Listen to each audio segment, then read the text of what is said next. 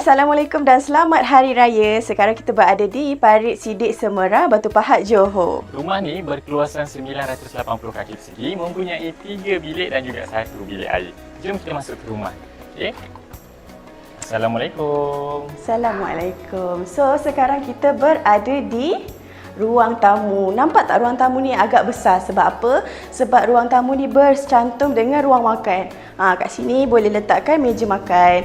Dan satu lagi area yang terbuka dekat sini membuatkan rumah ni nampak lagi besar, ialah family area dekat sini. Jadi area sini family boleh berehat-rehat. Kita ada juga bersama dengan ibu kepada Puan Nurhuda, siap sediakan kami hidangan untuk hari raya lagi. Jom kita masuk ke master bedroom. Bilik master ni berkeluasan 12x10.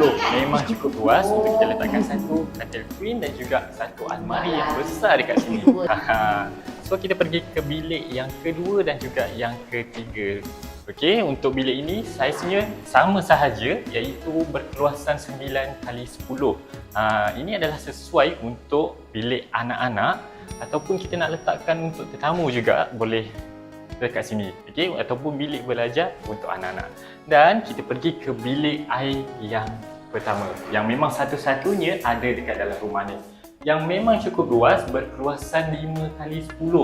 Ianya memanjang. Okey, kita letakkan satu toilet dekat ujung sekali dan di shower dekat tengah dan sinki. Okey, kita memang akan bagi seperti biasa.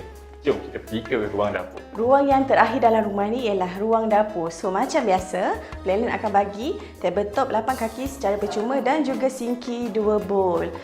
Biasanya orang lelaki tak ada kat dapur sangat. Orang perempuan yang biasa kat dapur sediakan makanan dekat untuk tetamu yang hadir kan. Ke anak-anak Jom.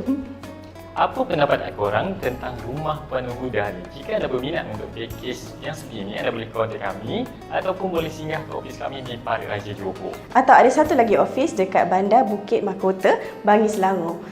Jadi sekian daripada kami. Alhamdulillah, selamat Hari Raya. Maaf zahir dan batin. Bye.